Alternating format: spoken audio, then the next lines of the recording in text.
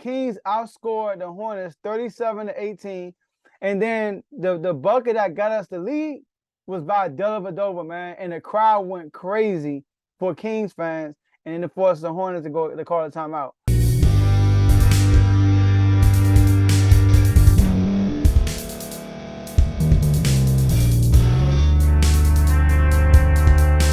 Welcome to Refuse to Lose Sports. My name is Joe Jordan. I'm your host today.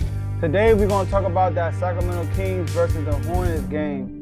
Now, that game was a seesaw, all right? Early on, the Kings came out very flat and sluggish on both sides of the ball, offensively, turning the ball over, defensively, allowing easy buckets, right? In the first quarter, they were down by 10.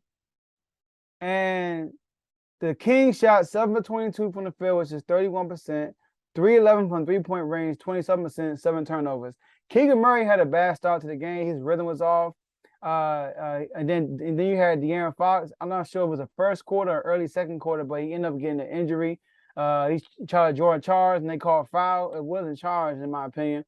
But he banged the knee, and then he came back in, tried, and he's out for the game. So it was a sluggish start for the whole team. A very sluggish start, right? And then the second quarter, the Hornets shot 66% from the field and only committed 2 turnovers. So they had a great first half, right? The Hornets were up 67-52 in the first half. And I'm just watching like, come on, where's the defensive intensity? All right, too many easy looks. And then the third quarter happened. Remind you, De'Aaron Fox is out the game. All right. And then Sabonis, once again, foul trouble. I mean, and some of those fouls, I'm not going to put it on Sabonis, because it's a lot of calls on the offensive end that he doesn't get. So that's another story right there. But in the second half, right, we turned it up. This was the game of the point guards, Dellavedova and Davion Mitchell. All right. Davion Mitchell was playing good as soon as he got in the game. As soon as he got in the game, he played good. He hit a 3 when he got in the game. He got Trey Lyles got a steal, pass to Davion Mitchell, layup, and he hit another 3. So Davion Mitchell came off the bench very hot, all right? Very aggressive also. And defensively, he was playing great like he always does. So in the third quarter, we exploded, all right? The Kings outscored the Hornets 37-18.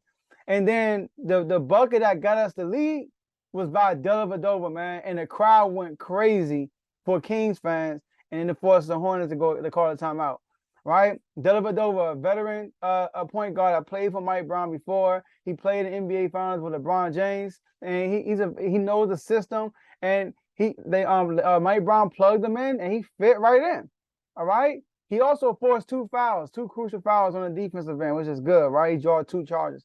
All right, not charges, but he like over screens. So his play boosted our momentum, I believe. But PJ Washington was killing us. He was killing us. He ended up with 28 points. All right. Now there was a sequence in the fourth quarter that I'm proud of the Kings about. Right now in the fourth quarter, with a little bit over 4 minutes left, PJ Washington, right, scored a bucket, a layup, and it put them up 196. And then they get a technical foul. Kevin Huerter goes up to the free throw line, knocks it down, 197. We inbound the ball. He comes around the screen, hits a 3. Kevin Huerter hits a 3. Now the score is 100-100. We get a stop, right? I think it was Sabonis. Sabonis gets the rebound. We run the same thing. He comes around the screen, knocked down, top of the key. Kevin Huerter, another 3, back-to-back 3s, right? So that's 7 points straight by Kevin Huerter. And right now the score is 103-100. We get another stop. And then Keegan Murray hits the 3 on the right wing, on the right wing, hits another 3. So that's 10 points straight unanswered that we made with 4 minutes left in the game. And then this is the crucial moment right here. The score is 108-108. It's 1 minute and 26 seconds left. Davion Mitchell has the ball in the fourth quarter. Mason Plumlee is, I think it's Mason or Miles. I'm sorry, they brothers. The Plumlee was guarding Davion Mitchell, and he just poured a three right in his face, and he made it. Then we get a stop. Davion Mitchell has the ball in his hands again. Because out of everybody on the floor, defense on the floor, Davion Mitchell, one thing about him, he knows how to create his own shot. Plumlee is back on him. He set a pick. They got Plumlee back on him. He's dribbling. He takes he crossover step back, mid-range jumper, knockdown. The score, right, at that moment is now 113 and 108. Game over. Kevin Huerter finished with 26 points, 5 and 10 from the field. 5 and 10 from 3-point range, 8 from 16 from the field. Davion Mitchell finished with 23 points, 5 and 6 from the 3-point line, 9 from 11 from the field. So those were our star players of the night. I like what Sabonis did. Sabonis had, I think, 14 rebounds. He got fouled out once again. Like I said, a lot of those fouls I'm not going to put on Sabonis. They just really hard on Sabonis, and they're not giving him the calls on the other end. He get calls, but not enough calls that he get on the defensive end.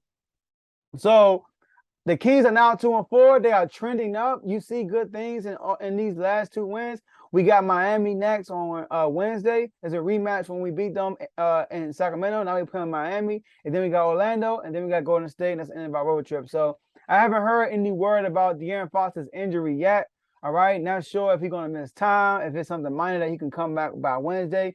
But hopefully it's nothing serious. So go Kings. Sacramento proud. That's all I have for you guys today. And I'll see you all in the next episode.